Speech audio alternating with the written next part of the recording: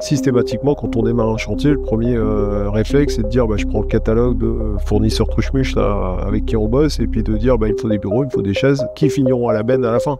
Ça, c'est un truc complètement dingue.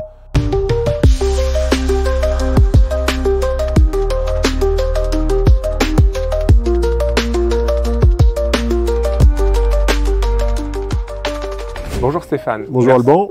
Merci d'être présent aujourd'hui. Donc déjà, peux-tu te présenter et présenter GCC? Ouais, rapidement. Alors GCC, on est une ETI du bâtiment, on fait 1,2 milliard de chiffre d'affaires, autour de 3 métiers, la construction, l'immobilier et l'énergie. Et moi, je m'occupe de la direction technique, un bureau d'études d'ingénierie intégré au groupe d'une 50aine de personnes. Ok. Donc globalement, vous êtes une entreprise avec un certain nombre d'enjeux liés au bâtiment. On parle beaucoup de réemploi. Est-ce que vous avez mis en place une démarche au niveau du RSE, au niveau du réemploi? Alors aujourd'hui, oui, à travers une application, une plateforme qu'on appelle Réutile. Pourquoi? Parce qu'aujourd'hui, c'est des engagements, enfin, c'est des contraintes fortes pour nos métiers, que ce soit au niveau de l'entreprise. Les évolutions de la réglementation nous contraignent à aller vers ces sujets-là. Et puis d'un point de vue, on va dire, sociétal, avec les collaborateurs, si on veut pouvoir attirer les jeunes talents, il faut aussi montrer qu'on arrive à se différencier de nos concurrents. Qu'est-ce qui a motivé en fait cette décision d'investissement autour d'une plateforme comme Réutile? Le premier sujet, c'est de se dire on va être contraint. Aujourd'hui, je reprends le sujet de la réglementation avec la RE 2020 et les différents seuils qui vont nous être imposés 2025, 2028, 2031. Aujourd'hui, 2025, on commence à le voir sur les projets, ça devient sportif. 2028, ça va être très dur. 2031, si on ne va pas sur des sujets de réversibilité d'usage ou des sujets de réemploi de matériaux, les seuils, on n'y arrivera pas. Donc on s'est dit deux façons de voir les choses. Soit on attend et on se prend un mur dans quelques années, soit on essaie d'anticiper le truc pour acculturer les gens, parce qu'on sait la difficulté à l'évolution, je ne vais pas dire au changement, mais à l'évolution des mentalités sur tous ces sujets-là. Moi, ce qui m'avait impressionné sur le modèle de Réutile, c'est que j'ai l'impression que vous l'avez mis à disposition à d'autres acteurs de la construction. Alors complètement, parce que Réutile, au-delà d'être une plateforme, c'est avant tout une démarche. Qui est de se dire comment est-ce qu'on fait aujourd'hui pour massifier finalement la ressource, puisque c'est une des difficultés nous qu'on a identifiées. L'exemple que je prends tout le temps, faire 3 portes trouver 3 portes pour faire un pavillon, c'est un sujet. Quand il en faut 50 pour faire un bâtiment, c'est plus la même histoire. Aujourd'hui, on voit qu'il se passe plein de choses chez nous, nos confrères, dans le cadre, dans le secteur du bâtiment, mais ça reste aujourd'hui, je trouve, des initiatives un peu courtes. C'est-à-dire que c'est sympa pour faire de la pub sur les réseaux LinkedIn. Mais maintenant, si on veut vraiment lancer cette filière et l'aider, il faut arriver à la massification. Donc nous, on a décidé aujourd'hui de pouvoir partager cette démarche avec d'autres collaborateurs de notre secteur d'activité, que ce soit des entreprises, aujourd'hui avec des entreprises comme Léon Grosse, de Mathieu Hébard, Rabot du Tilleul, TPO, Paris-Ouest, Le Gendre, mais également avec des acteurs, des acteurs de la filière, comme Articonex, Cyclop, Pimpier West ou d'autres, qui aujourd'hui nous ont rejoints dans cette aventure. Déjà, faire bouger une entreprise, c'est déjà compliqué. Faire bouger d'autres acteurs qui ont effectivement les mêmes enjeux planétaires, environnementaux et réglementation, comment on fait pour faire bouger, entre guillemets, ces acteurs c'est compliqué. Dans le même mouvement. C'est compliqué. Est-ce que tu as quelques astuces, quelques retours d'expérience? Alors, aujourd'hui, on va dire que sur les partenaires, on va les appeler au sens large, on a mis aujourd'hui 2 catégories, ceux qu'on appelle les cousins, donc qui sont les ETI, et puis après on a les partenaires, donc qui sont plutôt des acteurs de la filière. Les acteurs, ils ont compris leur intérêt. C'est-à-dire qu'aujourd'hui, ils viennent régulièrement se connecter à l'application, voir ce qui est disponible sur nos opérations, et ça, aujourd'hui, ça marche plutôt correctement. Les cousins, c'est plus difficile, parce que on est typiquement dans le sujet des évolutions pour faire modifier nos façons de travailler. Après, je cache pas qu'on a été aussi confronté à un petit sujet qui était de se dire, je sais pas, je prends n'importe qui, je m'appelle Le Gendre. Demain, je dois aller chercher sur une application qui a été développée par GCC. Bon, c'est pas forcément quelque chose de très naturel, donc il faut aussi lever ces freins-là, arriver à convaincre qu'on rentre dans vraiment une démarche collective, et non pas, c'est pas GCC qui s'affiche en disant venez avec nous, et puis vous venez dans notre giron, et puis vous utilisez un outil qu'on a mis en place. C'est vraiment l'idée, c'est comment est-ce qu'on fait pour avancer tous ensemble. Et ça, c'est pas simple. Et est-ce que ça a donné d'autres initiatives ou pour l'instant on se focalise que sur cette première initiative? Est-ce qu'eux ils sont vraiment force de proposition pour diffuser en fait le déploiement de ces outils en interne, parce que c'est souvent ça qui est le plus compliqué dans le secteur du BTP, c'est souvent complètement siloté.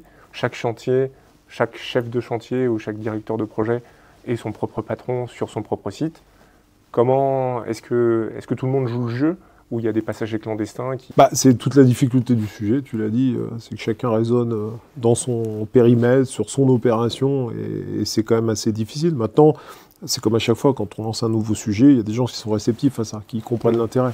Ils se disent, tiens, c'est rigolo, j'ai les moyens aujourd'hui de pouvoir ouvrir mes chakras, parce qu'une des difficultés qu'on a au départ, le réemploi c'est très bien, mais où est-ce que je trouve les matériaux, à qui je m'adresse, comment je trouve les contacts. Aujourd'hui, voilà, ils ont un outil qui leur permet de trouver tout ça en un clic. Donc il y en a qui comprennent vite, comme tout le temps, puis il y en a, c'est un peu plus long. Le côté plus long, faut faire avec, c'est comme ça. C'est toute la difficulté du sujet. Donc la communication chez nos cousins se fait, mais c'est long, ça prend du temps. Voilà, Rome, c'est pas fait en un jour. Donc c'est bien plus clair pour moi de ce qu'il faut faire et comment il faudrait arriver à mutualiser les ressources, mais concrètement, comment on fait quand on est GCC pour aller voir le gendre et les convaincre? On passe par la porte, on passe par un chantier, on sonne au standard, comment ça se passe? Alors, en fait, chez nous, ça s'est fait simplement, comme souvent. On n'est pas des gens compliqués. L'idée, quand on a fait cette nouvelle version, fait évoluer la version de base de Réutile pour justement pouvoir avoir dans l'idée de massifier avec des partenaires ou d'autres entreprises, c'était de se dire, j'ai un président qui s'occupe des ETI. Et donc, je suis allé taper à la porte de mon président, parce que l'avantage, c'est que dans le groupe GCC, les chemins peuvent être faciles, rapides et très courts. Et puis, je lui ai dit, François, tiens, est-ce que tu veux pas parler de cette démarche-là à tes potes, là, pour voir si ça pourrait les intéresser? Ce qu'il a fait. Et donc, au début, il y a eu 4-5 bras qui se sont levés, mains qui se sont levées, en disant, ouais, nous, ça nous intéresse bien. Et la mise en relation, honnêtement, s'est fait hyper simplement. Et après, j'ai pris ma bagnole ou le train, et puis je suis allé voir, puisque je me suis déplacé pour aller voir nos cousins, pour leur présenter la démarche, et honnêtement, j'ai pas eu de réticence. Alors aujourd'hui, encore une fois, c'est long, parce qu'il faut communiquer, etc. Ok, mais il n'y a pas eu de blocage, parce que l'idée de départ, c'était de se dire, je l'ai dit tout à l'heure, si vous y allez, c'est parce que vous avez envie, c'est pas pour voir. Donc en fait, les volontaires, moi je préfère le cahier des charges quelque part, c'était de se dire, ok, on est trois. Mais... Stéphane, j'entends que tu as réussi à déployer un logiciel, un système d'information dans d'autres entreprises. Est-ce qu'il y a des contraintes techniques? Comment ça s'est passé? Déjà rien qu'en termes d'accès, en termes de faisabilité, en termes d'acceptation. Est-ce que tu peux nous détailler un petit peu la genèse du projet? Ouais, alors techniquement, en fait, il n'y a pas de difficulté, parce qu'aujourd'hui, la plateforme, on l'avait conçue pour ça. Donc elle était potentiellement ouvrable. Donc après, c'est juste une mise au point entre les DSI pour se mettre d'accord et les contraintes de l'entreprise. Donc aujourd'hui, il y a 3 façons deux pour généraliser et simplifier. Il y a 2 façons de se connecter pour les partenaires qui sont rentrés dans la démarche, soit via le SSO. Quand tu vas sur la page d'accueil, se connecter, tu as un petit logo, tu cliques dessus, je sais pas, tu t'appelles Léon Grosse, tu cliques sur le logo Léon Grosse et hop, tu es connecté puisque tu es reconnu. Ou une deuxième façon de faire les choses, c'est via une adresse mail, puisque certains de nos cousins n'ont pas forcément souhaité que ce soit le SSO qui soit connecté. Donc en fait, ils rentrent l'adresse mail leur boîte, et puis ils sont reconnus de la même manière. Donc ça, techniquement, c'est pas des sujets, mais en fait, il y a rarement des difficultés techniques. Après, c'est juste, on en revient à ce qu'on se disait précédemment, c'est vraiment l'état d'esprit. Est-ce que les gens, ils ont envie d'y aller ou pas? Et aujourd'hui, les cousins avec qui on s'est engagé, c'était un peu le cahier des charges du départ, en disant, ok, je viens vous voir, je vous explique le truc, vous êtes intéressés, mais vous vous êtes intéressé réellement. C'est pas, si c'est juste pour mettre éventuellement une nouvelle solution dans une plaquette sur un appel d'offres, on peut se le dire. Et puis auquel cas, pourquoi pas, on a des flyers, des choses comme ça, des petites présentations qui existent chez nous et puis on les partage. Soit vous avez envie d'être vraiment moteur et puis dans ce cas-là, ça nous intéresse qu'on avance ensemble. Et là, c'est là que c'est difficile. Sur la communication, sur emmener les gens dans la démarche, sur briser certains tabous. Parce qu'encore une fois, aujourd'hui, d'aller sur une application d'un concurrent, pour le coup, c'est peut-être pas forcément naturel. C'est pour ça que là, dernièrement, d'ailleurs, sur la mise à jour de la plateforme, on a effacé tout ce qui était GCC. Donc aujourd'hui, il n'y a plus de logo GCC, il n'y a pas, voilà, c'est toujours dans l'idée de se dire, on enlève tous les freins qu'il pourrait y avoir pour pouvoir faire adhérer un maximum de personnes à cette démarche. Donc c'est en marque blanche, donc les entreprises partenaires se connectent, les cousins se connectent, ils ont un accès à la plateforme avec l'ensemble des matériaux. Ouais. Est-ce que tu imagines, après, dans un deuxième temps, un business model partagé en mettant des ressources communes pour se dire, bah voilà, on veut développer, j'en sais rien, une armoire à plan, un logiciel de suivi, de suivi de la logistique, en se disant, bah voilà, on met nos ressources en commun pour mettre en place des nouveaux dispositifs? Alors, on n'est pas dans cette idée-là, alors, pour deux raisons, parce que déjà, moi je fonctionne toujours par étapes. Premier sujet, déjà, on a ouvert à nos cousins, on a des partenaires, et puis j'ai oublié, on a aussi un diagnostiqueur que tu connais, Dominique Renard-Brasi à Fléillard, qui nous a rejoint, donc qui va pousser des diagnostics qui sont réalisés à travers son application. Donc encore toujours dans l'idée de massifier. Étape prochaine, quand je dis prochaine, à court terme, on a dans l'idée d'ouvrir également aux PME et TPE. Toujours dans l'idée de massifier. Okay, dans le côté de locomotive, pour avoir un maximum d'acteurs avec des peut-être plus agiles, ou en tout cas qui pourraient avoir des besoins peut-être un peu moins importants. Parce que j'imagine que là, les opérations que tu m'as évoquées, c'est la base vie d'Arboretum, ça doit être, j'en sais rien, 50, 60 bases. C'est ça, c'est pas notre. Mais oui, parce qu'aujourd'hui, on est beaucoup sollicité par des PME, TPE qui ont entendu parler du sujet.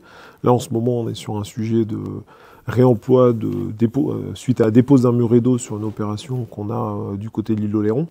Voilà, avec des acteurs locaux, il y en a 7 qui sont intéressés pour récupérer des éléments de l'ouvrage qu'on déconstruit. Effectivement, ils sont plus agiles, encore plus agiles que nous, on l'est déjà pas mal, mais ces gens-là sont beaucoup plus réactifs. Et puis encore une fois, le nombre. Nous, on croit, on va dire que plus on sera nombreux, au plus on aura du sourcing, au plus on aura des sources d'exutoire. Voilà, ça, c'est notre conviction. Ensuite, l'idée qu'il pourrait y avoir derrière, je parle toujours pas de modèle économique et c'est volontaire, parce que c'est toujours pas notre sujet pour l'instant. Je dirais que quand on en sera là, ça sera une bonne maladie. Ça veut dire que le sujet marchera, ça veut dire qu'il y aura de l'appétence, ça veut dire qu'il y aura de la demande, ça veut dire qu'il y aura de la ressource. Donc voilà, parce que pour mettre un modèle économique en place, faut une certaine base, quoi. Enfin, c'est notre point de vue. Et pourtant, d'un point de vue modèle économique, vous leur refacturez rien, vous ne facturez pas le développement qui a été fait initialement. Non. C'est complètement, entre guillemets, complètement gratuit. Ouais. Ils sont juste contributeurs de la plateforme pour enrichir les matériaux qui pourraient être réemployés et réutilisés. C'est exactement ça. Aujourd'hui, on n'a pas voulu se mettre de blocage entre guillemets inutile. Alors, est-ce que ça évoluera dans le futur? J'en sais rien. J'ai pas de boule de cristal. Peut-être qu'un jour, il faudra aussi s'industrialiser si ça part. Et j'espère qu'on aura ces problématiques-là à gérer. Mais pour l'instant, le principe, c'est un vieux sujet de chantier. Celui qui prend paye le transport et celui qui donne, donne. Donc, il n'y a pas de contrainte financière. Même si, aujourd'hui, on commence à avoir quelques transactions financières qui peuvent se faire parce que le carbone coûte. Aujourd'hui, il y a des produits qui sont valorisables et qui ont un impact sur le chantier. Je prends par exemple les faux planchers. Dernièrement, on a refourgué 6000 m² de faux planchers sur la région marseillaise. Bon, effectivement, aujourd'hui, le faux plancher, le poids carbone est non négligeable dans une opération. Donc le chantier, on a tiré un peu profit. Donc voilà, c'est inévitable. Mais ce n'est pas une contrainte du départ. À l'inverse, on a eu un premier échange là, entre ETI avec le Gendre, qui a équipé dans Paris 13 sur une de leurs opérations une base vie complètement, et qui a été équipée à partir des installations qu'on avait sur le chantier d'Arboretum chez nous à Nanterre. Et là, pour le coup, le Gendre est venu avec son camion et le chantier a mis à disposition les bureaux, les micro-ondes, les frigos, ce qui a permis les tables pour les réfectoires, ce qui a permis de faire une base vie complète en réemploi. Oui, mais il y a des dépenses informatiques, des dépenses de mise en place, des dépenses d'animation. Pour l'instant, on s'en débrouille. Ok. Voilà. Donc Encore une fois, c'est le GCC sponsor de la démarche et voilà. qui. Pour l'instant, c'est volontaire de notre part de ne pas avoir ce frein-là.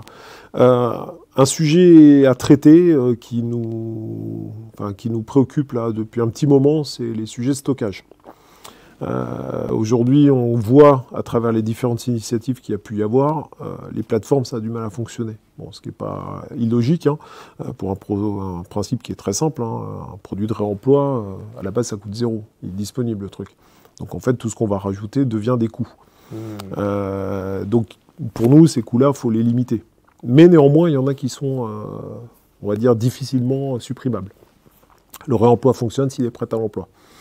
Donc, ça veut dire qu'il faut déposer correctement. On a mis en place des fiches qu'on partage également, qu'on commence à mettre des fiches que l'on partage pour pouvoir communiquer sur les bonnes pratiques, sur la façon de déposer des chemins de câble, sur la façon de déposer des gaines, sur la façon de déposer des portes, sur la façon de déposer des sanitaires, etc. etc. J'ai perdu le fil. Je ne sais plus pourquoi je disais ça.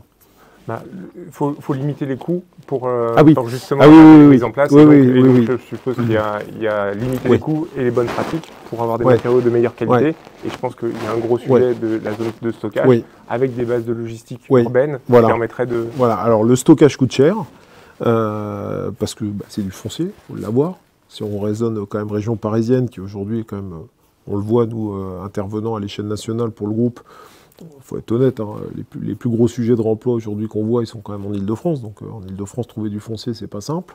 Et ensuite, quand vous avez des stocks, c'est pas terrible de les garder. Enfin voilà, tout ça, c'est des coûts qu'on rajoute, sans parler des conditionnements, déconditionnements, reconditionnements, etc., qui à chaque fois rajoutent des coûts.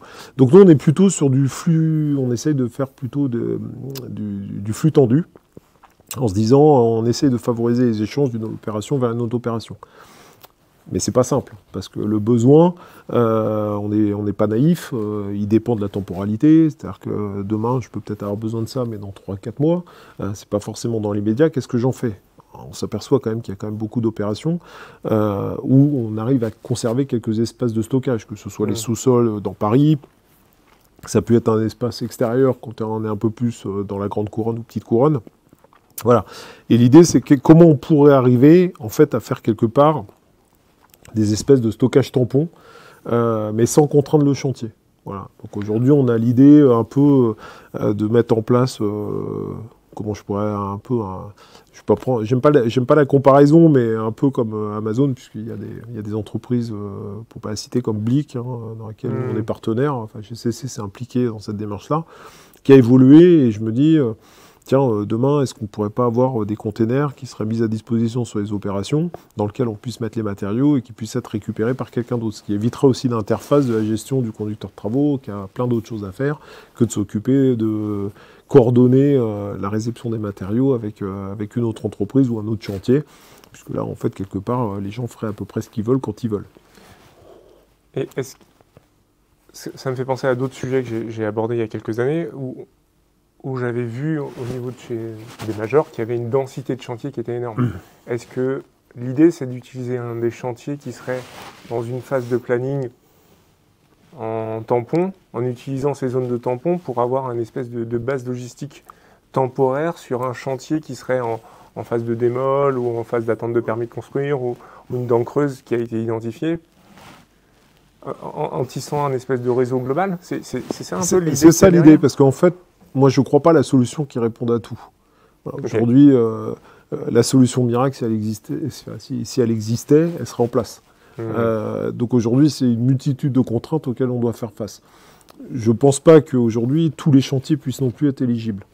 Mais l'idée, c'est de se dire, essayons de nous doter d'un maximum d'outils qui permettent de traiter un maximum de cas. Alors, est-ce que c'est les fameux 80-20 dont on parle toujours? J'en sais rien, mais peu importe. Donc, un chantier qui est en démol, ça peut être un sujet qui puisse servir de zone de stockage pour d'autres chantiers, pourquoi pas? Aujourd'hui, on a des parcs matériels, nous et nos cousins.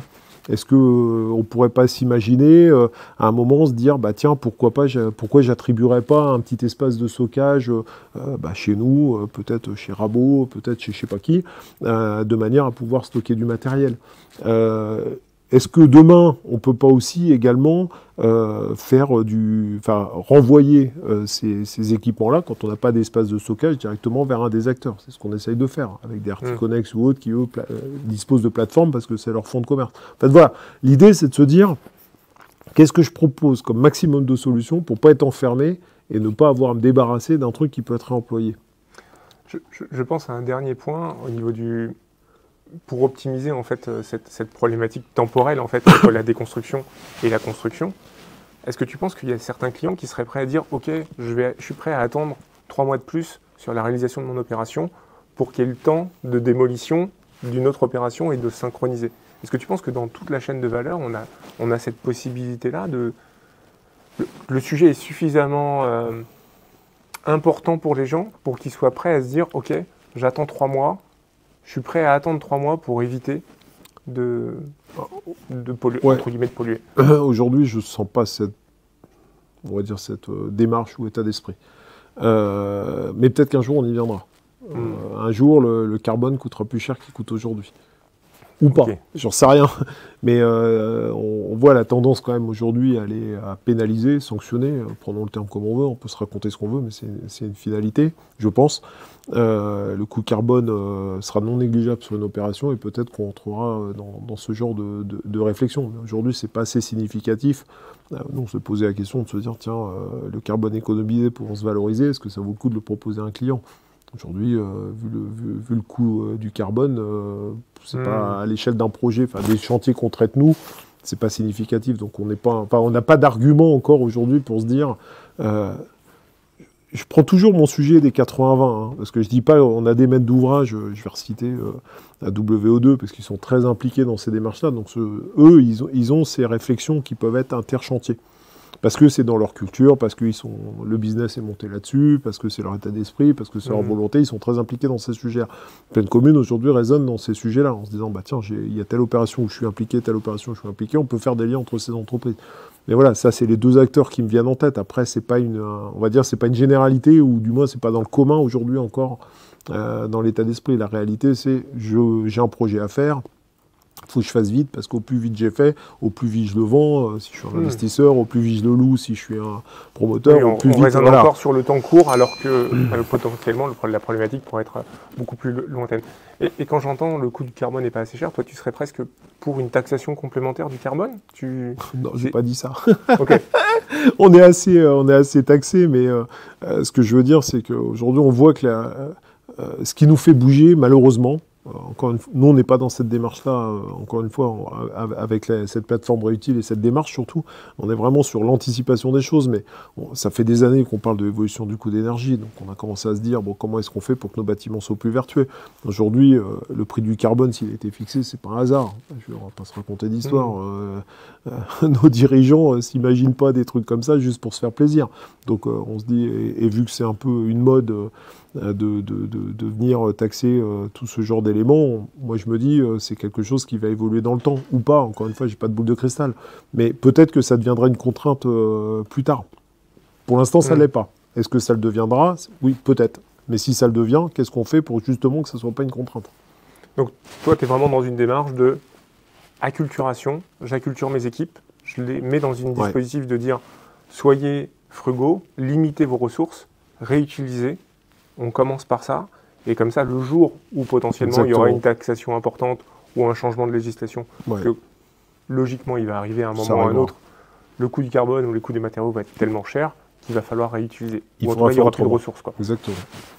Okay, donc c'est vraiment une démarche sur le long terme de réduction et d'anticipation. Voilà, avec toutes les contraintes qu'on connaît de résistance au changement. J'ai l'impression que même la notion simplement de carbone, ça étrique aussi le sujet, parce que finalement, la notion de réemployer, c'est du bon sens. C'est bien que... Ouais, mais ça, tu vois... nous, on ne le ressent pas. Aujourd'hui, ce qui fait que les gens réagissent sur cette démarche-là, c'est de se dire, voilà, on a des contraintes réglementaires à respecter, comment est-ce qu'on fait pour pouvoir les traiter? Donc, si tu veux, tu as un intérêt d'un point de vue carbone, parce que là, pour le coup, tu as un vrai impact sur ton opération, et derrière, tu as un coût économique. Et après, le bon sens, tu l'as. C'est l'exemple de ce que je disais sur le Bon Coin, mais ça reste à petite échelle. Et aujourd'hui, si tu veux faire bouger le truc, moi, notre conviction, ce que je crois, c'est qu'il faut arrêter justement, faut arrêter l'expérience individuelle, qui est certes très vertueuse et très bien, ça participe aux évolutions de mentalité, mais aujourd'hui, c'est pas ce qui fait que tu vas agir. Voilà, alors c'est moche ce que je suis en train de dire, mais on en reparlait tout à l'heure, c'est comme tes histoires d'avion. Est-ce que 4 voyages en avion, tu vas changer ce qui se passe au niveau du transport du fret aérien? À mon avis, arrêtons de commander chez Shai, mais et ça sera... donc essayons d'être dans une vision un peu plus globale. En fait, moi, ce que j'entends dans tes propos, c'est les initiatives locales, le fait que quelqu'un mette des produits gratuitement sur le Bon Coin, qui a du réemploi au niveau personnel, on voit qu'il y a un changement de culture au niveau des individus. Ouais. Et ça, il y en a plein. Et ça, il y en a plein. Ouais. Ce que j'entends, c'est qu'il y a une espèce de décorrélation. On peut parler de découplage au niveau des organisations, c'est le terme un peu scientifique, entre l'image affichée de l'entreprise, qui dit « je veux faire du RSE, je veux limiter les impacts », le comportement réel de l'organisation au sens large et les individus qui sont propres. On n'a pas le même niveau d'échelle et ce qu'il faudrait arriver à faire, c'est réconcilier en fait le discours affiché, parce que pour moi, toutes les entreprises qui disent « je suis vert », globalement, c'est qu'elles ont quelque chose à manquer. Parce que naturellement, sinon elles auraient des exemples, elles ne diraient pas « je suis vert », elles diraient plutôt « je mets en place réutile », je fais du réemploi. Alors, moi je pense qu'on a un sujet de temporalité dans tous ces sujets-là. À mon avis, je pense qu'on est plutôt dans cette démarche-là. Je m'explique. Aujourd'hui, un individu, c'est facile. Tu veux changer toi parce que tu es convaincu, c'est facile. On prend l'exemple, tu veux faire de l'échange à titre personnel, enfin du moins sur ton initiative personnelle, en disant ça, c'est quand même dommage qu'on ne puisse pas le réemployer. On va dire que c'est relativement simple. Si les gens sont convaincus, s'ils ont l'envie, ils peuvent faire. Quand tu commences à rentrer dans une organisation, c'est plus difficile. Parce que quand tu es dans une organisation, c'est ce qu'on se dit depuis tout à l'heure, tu n'es pas tout seul. Il y a des façons de fonctionner, après, on ne peut pas faire tout ce qu'on veut, parce que on s'était posé la question, par exemple, nous, bêtement, de se dire, tiens, est-ce qu'on n'ouvre pas aux salariés?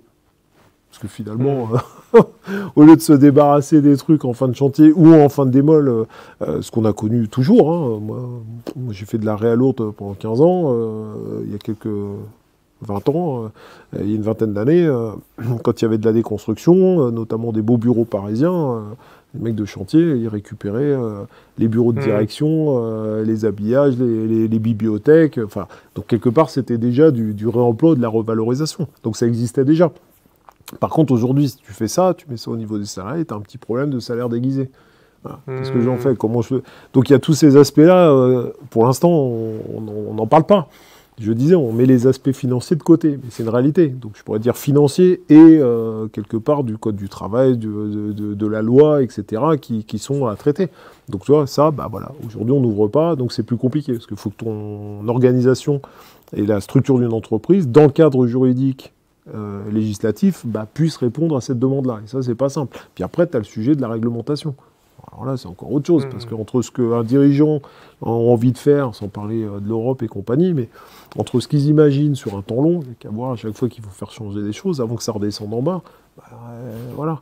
Donc aujourd'hui, je pense que ce qui freine, c'est ça. C'est qu'on a en bas des gens qui ont envie, ça bouge. De toute façon, c'est un constat, il suffit d'ouvrir les yeux, c'est tout. C'est une réalité. Puis après, il y a ce qui se passe en haut pour réglementer ça, parce que c'est pas tout à fait la même chose que quand on achète du neuf. Les règles, elles existent quand tu achètes des produits neufs. Les industriels savent comment il faut que ça fonctionne pour que tu puisses l'installer sur un chantier. Quand tu commences à rentrer sur les sujets de réemploi, c'est pas la même. Tout à l'heure, on parlait des sujets d'assurance. Un chemin de cap, c'est facile. Une porte coup-de-feu, c'est plus compliqué. Même financièrement, en fait, comment vous faites pour rentrer ça dans le bilan? Parce qu'en fait, pour qu'il y ait...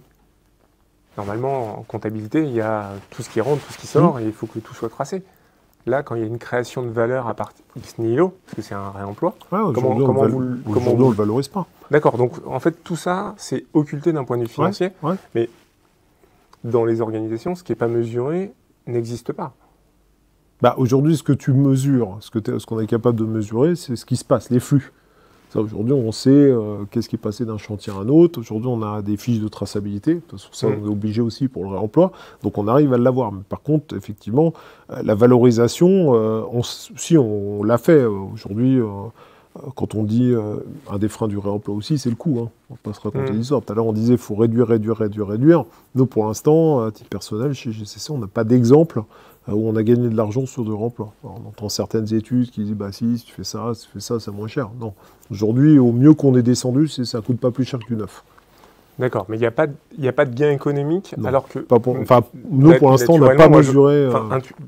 Naïvement, je me serais dit, je réutilise quelque chose qui ne coûte rien, ça me coûte moins cher que de l'acheter. Oui, mais tout à l'heure, je disais, le réemploi fonctionne s'il est prêt à l'emploi. Et derrière, en fait, je prends un exemple bête qu'on a vécu dernièrement. 13 palettes de sanitaires. Tu déposes des sanitaires. Bon, ça a un coût, mais de toute façon, il fallait déposer. Sauf que déposer proprement un sanitaire, c'est pas le démolir. C'est pas un coup de masse. Voilà, ouais, donc c'est du temps. Le temps, avec le coût de la main-d'œuvre, c'est de l'argent. Ensuite, tu vas le sortir, pas forcément de la même manière. Au lieu de le péter à la masse et de foutre ça dans des gouttières, tu le descends proprement. Donc c'est de la manutention. Donc ça coûte. Ensuite, tu vas faire venir, chez moi, c'était Marie-Ève avec des intérimaires qui s'occupaient de ça, tu vas sélectionner tes équipements. Parce qu'aujourd'hui, on est prêt à faire du réemploi à condition qu'il ressemble à du neuf. Ça, c'est aussi un truc qu'il faut faire évoluer. C'est-à-dire qu'aujourd'hui, s'il y a un petit éclat, les gens ne veulent pas d'une cuvette de sanitaire qui a un petit pet dans un bâtiment neuf. Je ne dis pas que c'est bien ou pas bien, je le comprends. Quand on voit le prix du mètre carré aujourd'hui parisien, c'est vrai que je peux comprendre que ça puisse choquer de se retrouver avec des WC posés au sol alors que ça se fait plus depuis 20 ans. Et en plus, s'il y a un pet ou une fissure, ça peut commencer à causer des soucis. Néanmoins, il faut le trimballer, il faut le stocker, il faut le contrôler, il faut le nettoyer. Parce qu'aujourd'hui, vous ne le faites pas partir si le machin il est dégueulasse. Il faut le remettre en état. C'est-à-dire qu'il faut le démonter, il faut changer les joints, éventuellement qu'il y a à changer. Tu le palettises, tu le mets dans un camion, tu le transportes, tu le redépalettes. Tout ça, c'est des coûts. Et ça va super vite. Alors qu'un sanitaire à la base, commande-le chez n'importe quel distributeur, ça vaut pas cher. Ouais, mais on va le faire potentiellement venir de Chine et avec le transport, et on ne calcule pas tout, on ne calcule pas au niveau global. Donc moi je vois bien l'intérêt d'un point de vue, on va dire, citoyen au global, de faire du réemploi, mais on voit bien que la logique économique, elle n'y est pas. Mais si on ne trace pas les coûts qu'il y a... Pas encore. Pas encore. Aujourd'hui, nous, notre croyance, c'est que la massification va te permettre de justement réduire ses coûts, parce qu'on va rentrer dans un système qui est un petit peu industriel. Une autre idée qu'on a derrière la tête, on n'a rien d'intelligent, on regarde juste ce qui s'est fait dans le passé, on reprend les principes d'industrialisation. Aujourd'hui, le réemploi, une des difficultés, c'est qu'en fait, on a un tas d'acteurs qui interviennent, mais sur des endroits différents. Et on en revient, logistique, manutention, machin, etc. Si tu arrivais à créer des écosystèmes, aujourd'hui, il y a plein de friches industrielles qui existent. Alors, pas forcément en Ile-de-France, mais il y a des régions de France. En Ile-de-France aussi. Oui, il y en a en Ile-de-France, mais bon, en général, les promoteurs sont plutôt les yeux dessus pour faire demain du bureau du logement. Quoique le logement, c'est pas la panacée aujourd'hui, mais bref, c'est un autre débat. Mais tu as des régions aujourd'hui, comme je sais pas, le Nord, comme Saint-Étienne, des régions comme la région stéphanoise, où il y a beaucoup de friches industrielles. Et est-ce qu'on pourrait pas imaginer en fait, de recréer des espèces d'écosystèmes aujourd'hui un peu valorisants? Je m'explique. C'est un sujet qui est plus large. C'est pour ça que le champ des possibles est énorme. On l'a fait sur une opération où on avait pris une entreprise d'insertion qui nous avait fait le démantèlement des menuiseries, où on avait fait le tri entre les bâtis, entre le verre qui avait été récupéré par Saint-Gobain, etc., etc., etc. Pourquoi est-ce que demain on ne pourrait pas imaginer de recréer ce genre de système, d'écosystème industriel, prenons le terme, puisque c'est ça, de manière à revaloriser ça? Pourquoi demain on ne pourrait pas imaginer un site qui fait de la revalorisation ou du réemploi de menuiserie? C'est-à-dire que j'ai des menuiseries, elles arrivent, je reprends mon exemple de menuiserie. Mes menuiseries, elles existent, et en plus je trouve que c'est vertueux, puisque là pour le coup on ferait de l'insertion à valeur ajoutée. On pourrait imaginer quelque chose de qualifiant demain. On prend des gens, on les forme, ils apprennent, on leur file un diplôme, on les requalifie. Il paraît qu'on manque de main-d'œuvre qualifiée en France. Qu'est-ce qu'on fait pour changer ça? Allons-y. Mes menuiseries, elles arrivent, je les ai triées. Elles partent soit en revalorisation, ok, je les démantèle, je les remets dans le circuit, c'est un sujet. Par contre, si elles sont en bon état, parce qu'aujourd'hui, on voit que la durée de vie aussi, c'est un peu aberrant, mais la durée de vie des bureaux aujourd'hui diminue. Enfin, le temps de rénovation ou de réhabilitation, même, c'est même plus de la rénovation, c'est de la réhabilitation, devient sur du temps court. Parce qu'aujourd'hui, Fut un temps, on pouvait louer des bureaux qui avaient été faits il y a une dizaine d'années.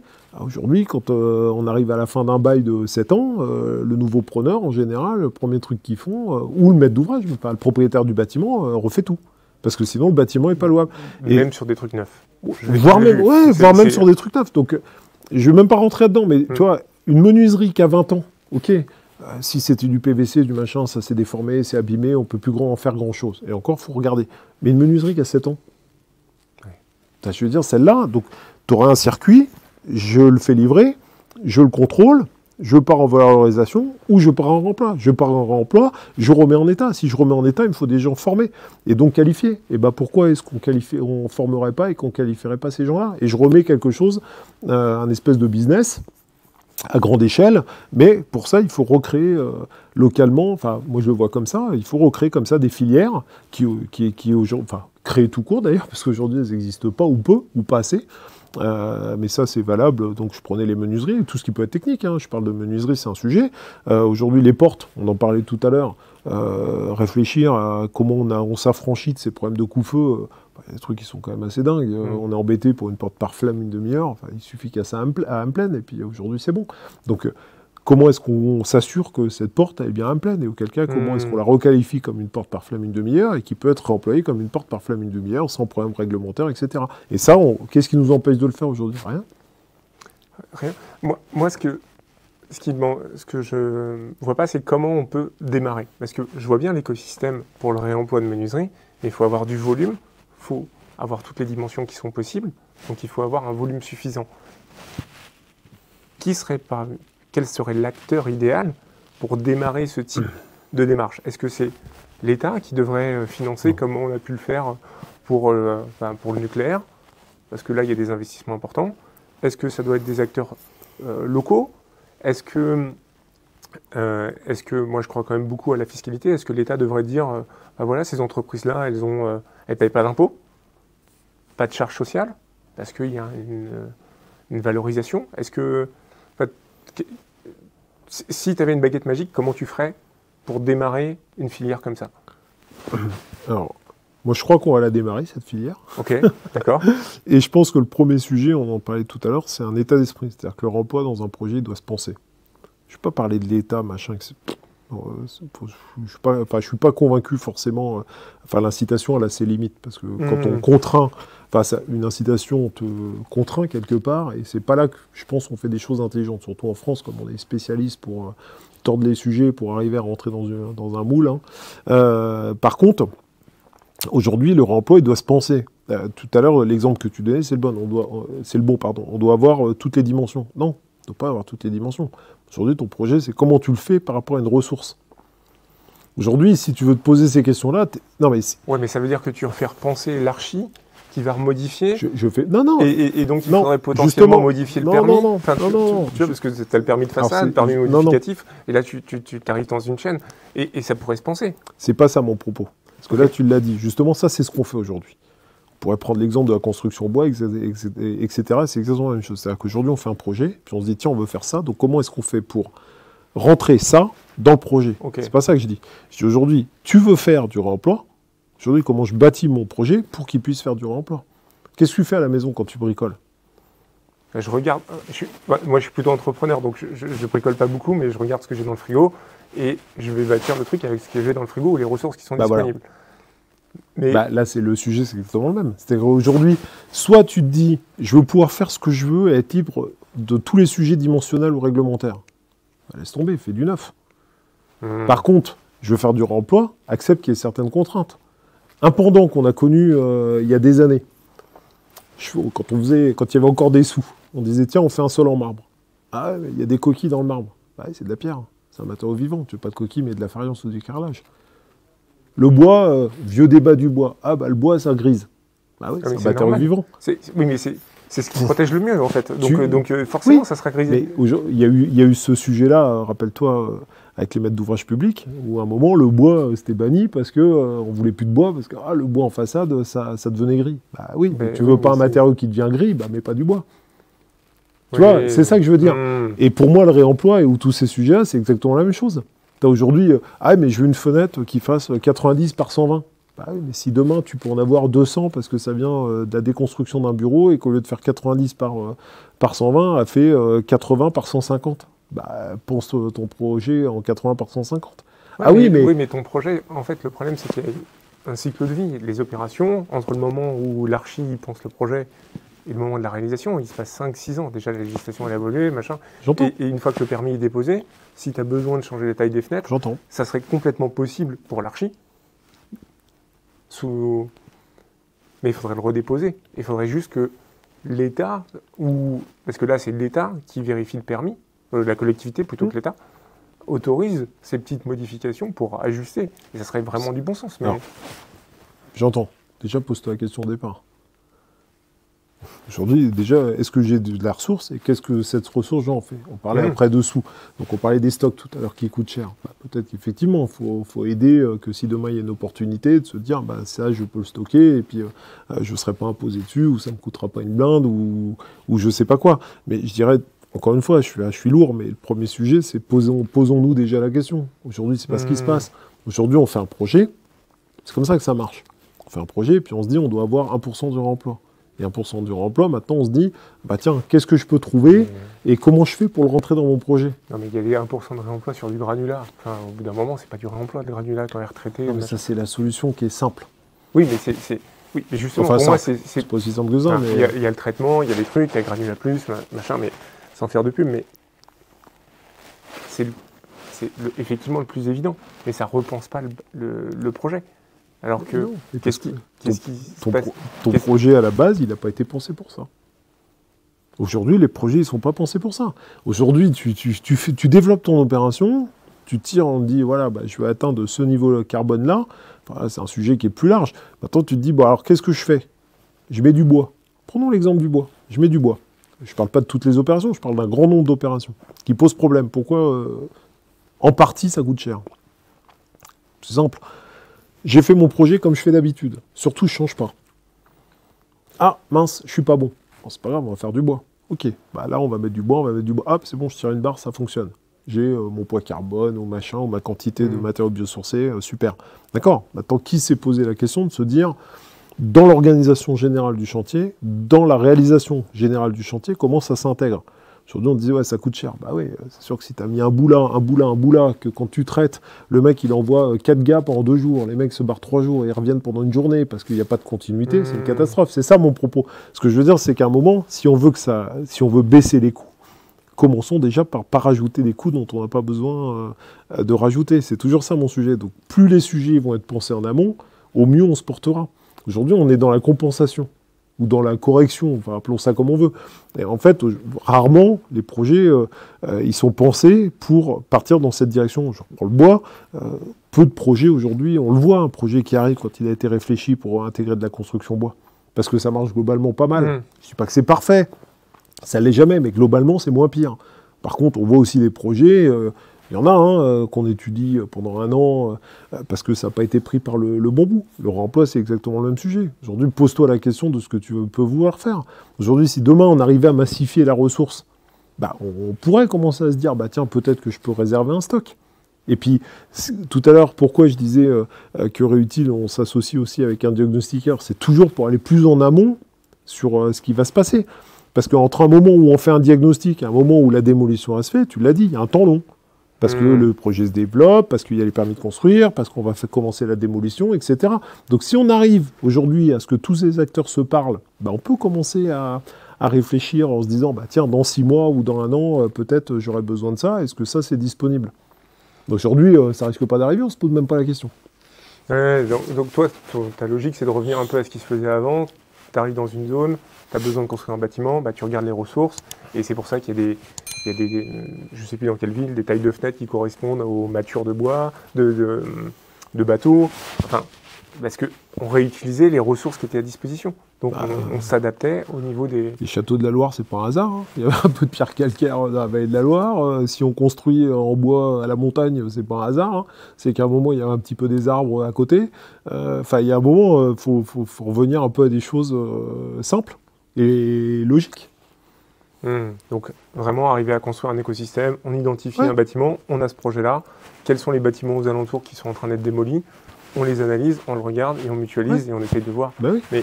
Mais pour ça, il faut que la personne qui puisse faire le travail de réflexion du projet ait le temps, soit payée pour. Parce que ne serait-ce que d'aller faire le tour du quartier pour voir les bâtiments qui vont être en déconstruction, qui vont être reconstruits, là on va pouvoir mutualiser, ça prend du temps. Ouais, mais alors... Enfin, oui, ça prend du temps. Maintenant, aujourd'hui, tu as des outils quand même qui arrivent pour savoir ce qui se passe dans les quartiers. Hein. Oui, tu peux sortir tous les plans, oui, bien sûr.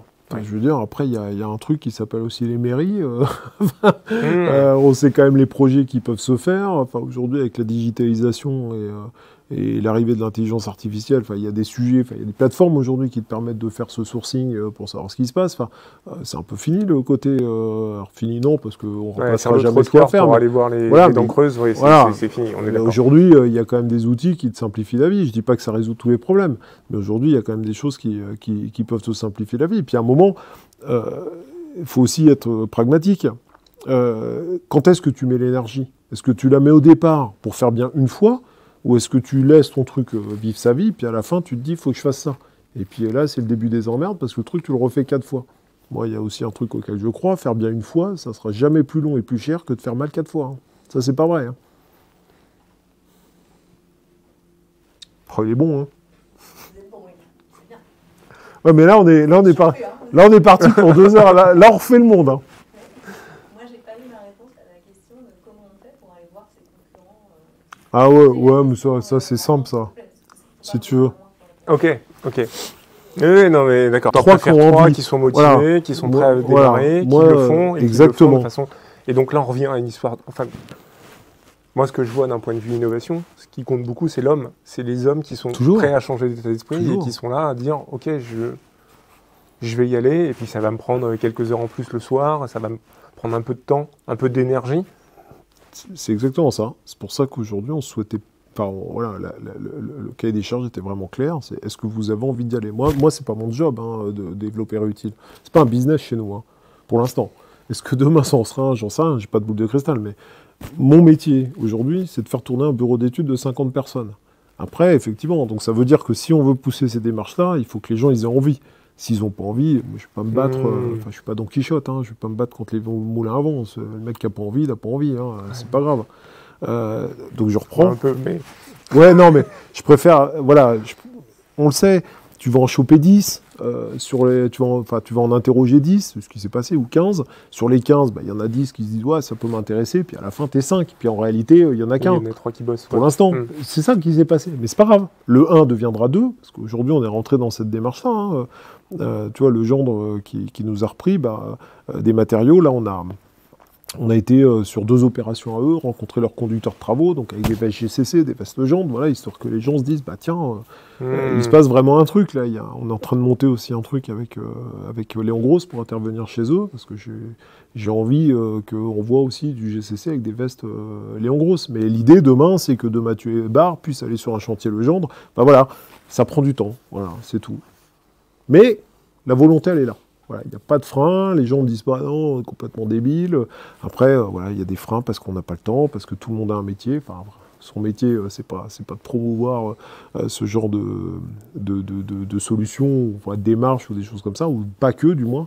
Voilà, ce que je peux comprendre. Donc après, il faut juste être un peu patient. On en revient sur les sujets de temporalité. Justement, en parlant de Rome et d'utopie, nous, on lance les pragmatopies. Tu étais présent l'année dernière. Qu'est-ce que c'est pour toi, le pragmatopie, et comment...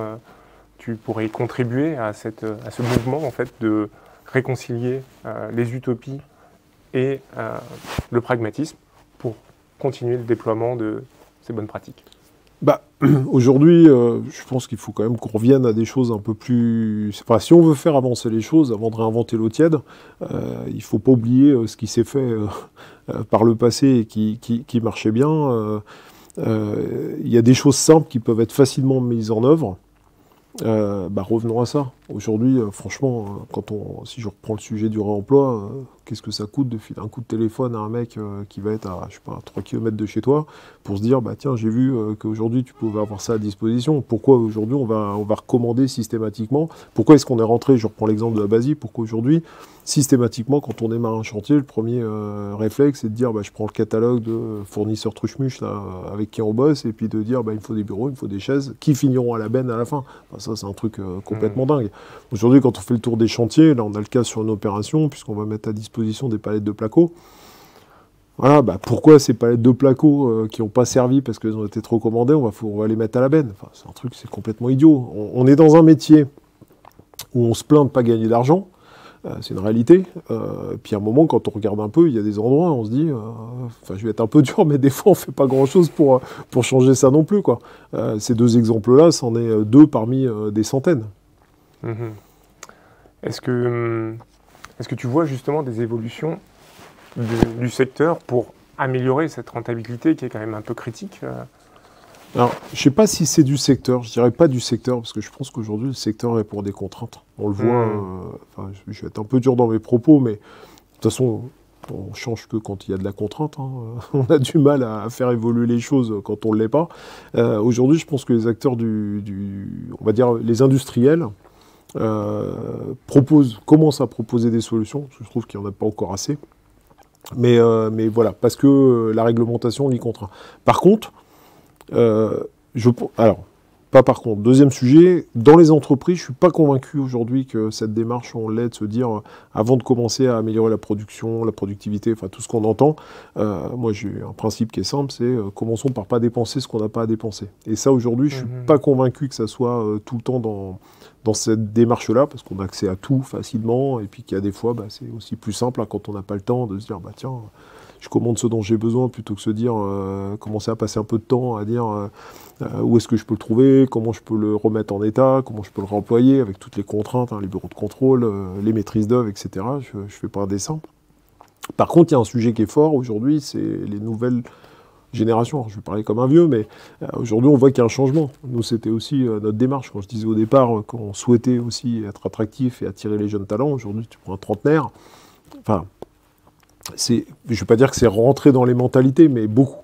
Nous, on s'est aperçu, avant de lancer Réutile, la deuxième version, là, la V2, des annonces sur le Bon Coin à 0, il y en avait. Parce que les gens, ils n'ont plus envie de jeter. Enfin, les jeunes. Aujourd'hui, ils sont beaucoup plus dans cette démarche-là que des gens, on va dire, de 40 ou 50 ans, et je me mets dedans. Hein. Oui, donc tout un côté frugal, en fait, essayer de commencer par de la frugalité au niveau du dispositif, et ça vous permet d'avoir un double axe, à la fois réduire les coûts, et de l'autre côté, un côté marque employeur, attractivité, parce que ça répond à un sens pour un certain nombre de collaborateurs au niveau de l'accompagnement. Et un coût financier. Hein. Je rajoute aussi un troisième sujet qui est quand même l'argent, parce que c'est quand même un peu le nerf de la guerre quand on travaille. Là, tu as la double peine. Hein. J'ai commandé des matériaux dont je n'ai pas besoin, je les ai payés, je les mets à la benne, c'est pas gratuit. On pourrait rediscuter de tout ce qui se passe avec les éco-organismes. Mais aujourd'hui, en fait, voilà, c'est la double peine quand aujourd'hui on vient à jeter en fin de chantier. Oui, donc l'idée, c'est de réduire les déchets au-delà du réemploi. Il y a aussi cette logique-là chez GCC qui se met en place de réduire de réduire les déchets, de limiter les impacts et de faire un système plus durable. Pour terminer, si tu avais une recommandation. On va reprendre. Ouais. En termes de perspective, si tu avais des recommandations ou un message clé à faire passer aux acteurs de la construction, au-delà du sujet de réutiliser Réutile et venir te voir pour mettre en place Réutile dans leur entreprise, qu'est-ce que tu leur préconiserais Avancer, bouger, arrêter de parler. Faut qu'on soit peut-être un peu plus dans l'action. Aujourd'hui, on voit qu'il y a quand même beaucoup d'initiatives, il y a quand même beaucoup d'idées, si on est quand même positif. Après, moi, je suis toujours un peu frustré par la lenteur des choses. Bon. Après, c'est mon caractère qui est aussi comme ça. Mais voilà, il y a toujours de l'inertie sur ces évolutions qui sont compliquées. Il n'y a rien qui est simple. Je reviens, c'est les mentalités, c'est les habitudes, c'est les usages, enfin, c'est tout ce qu'on veut, c'est les réglementations. Parce que, encore une fois, ça, c'est quand même des freins. Donc, si on n'a pas la volonté de vouloir évoluer sur ces sujets-là, ouais, ça peut être décourageant. Mais il y a un moment, on se dit, si on est 1, et puis 2, et puis 3, et puis 4, et puis 5, ça, je pense aussi, incitera tous ces sujets-là à bouger. Un exemple qui peut être simple, le réemploi, ce qu'on entend souvent, c'est les histoires d'assurance. Oui, il y a des assureurs qui bougent, pas assez vite sur certains sujets, même s'il se passe encore des choses. Mais tu te dis, voilà, moi je suis GCC, je vais voir mon assureur, je lui parle de réemploi, bon, oui, ok, il m'écoute parce que c'est mon assureur. Mais je me dis, demain, là, on est une dizaine de TI qui allons voir un assureur ou, je ne sais pas si ça existe, les fédérations d'assurance ou je ne sais pas quoi, pour dire, bon, les gars, maintenant, qu'est-ce que vous faites pour nous aider à ce que ça bouge? À mon avis, c'est plus tout à fait la même chose. Quand on se regroupe et qu'on peut être plus gros que les majors du bâtiment, je pense qu'il y a aussi moyen de construire. Une dernière question un peu plus d'ouverture. Qu'est-ce que tu souhaites à la construction?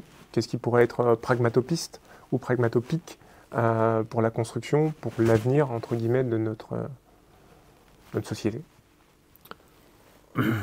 Moi, je dirais revenir à ce qu'on a oublié. Revenir à des choses simples. Aujourd'hui, il y a plein de choses qui existent. Enfin, ça m'embête de parler comme ça, parce que des fois, je prends un coup de vieux.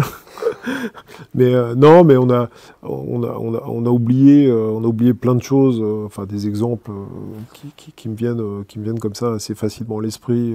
Alors, on n'en entend plus trop parler, mais au début de la partie environnementale, on parlait des héliodons, etc. Enfin, descends la vallée du Rhône, t'as pas une ferme qui a l'ouverture de sa ferme face au Mistral. Voilà, quand aujourd'hui on dit il faut faire des études de protection des bâtiments pour combattre les apports passifs en été, enfin n'importe qui a vécu dans le sud de la France, pardon, il sait que tu ouvres tes fenêtres la nuit pour essayer de rafraîchir la baraque, et puis le matin, quand le soleil commence à pointer le bout de son nez, tu mets les volets en cabane. Enfin voilà, tout ça, ça paraît des évidences. Je pense qu'aujourd'hui, on les a un peu oubliés. On revenait tout à l'heure sur les modes constructifs, on oublie de réfléchir. Voilà. Alors après, il y a plein de bonnes raisons, je jette la pierre à personne. Alors, on ne donne pas les moyens, on ne laisse pas le temps, il n'y a pas les honoraires. Enfin, tout ça, je veux bien entendre ces débats-là, j'ai aucun problème avec ça, parce que c'est une réalité. Je pense qu'aujourd'hui, les économies, on ne les fait pas forcément au bon endroit. Mais aujourd'hui, on a aussi le droit de se poser les bonnes questions au bon moment. Je le disais tout à l'heure, est-ce que faire mal 4 fois, ça rapporte plus d'argent et est-ce que c'est plus rapide que de faire bien une fois? Je ne suis pas certain. Et au-delà de tous ces sujets-là, moi je pense que, en fait, il faut redonner quelque part une certaine noblesse à un mot qu'on a un peu oublié, qui est l'ingénierie. C'est-à-dire qu'aujourd'hui, je pense que voilà, faut juste qu'à un moment on se pose les bonnes questions. Comme dirait l'autre, si tu sais pas où tu vas, tu risques pas d'y arriver. Donc il y a un moment, qu'est-ce que je veux faire? Et puis en fait, après, ça n'est que des moyens. Tout à l'heure, tu parlais du sujet, est-ce qu'il y a des problèmes techniques? Non, technique, c'est pas une finalité, la technique, on s'en fout. Aujourd'hui, c'est qu'est-ce que tu veux faire? Après, les moyens, on les trouvera toujours. Enfin, je veux dire, on n'est plus au Moyen-Âge. Et voilà, moi je pense qu'aujourd'hui, il faut se poser 5 minutes dans un monde qui va très vite, toujours plus vite. Je suis pas sûr que d'aller toujours plus vite, c'est toujours mieux.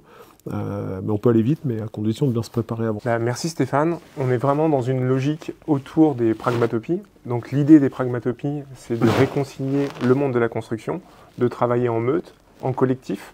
Et donc c'est pour ça qu'on t'a invité, c'est qu'on trouvait que ça représentait bien notre idée de déployer des choses, passer à l'action, réconcilier l'innovation, les utopies pour pouvoir produire quelque chose de meilleur. Merci beaucoup Stéphane. Et on vous appelle le 18 juin pour l'événement physique des pragmatopies. Merci pour l'invitation.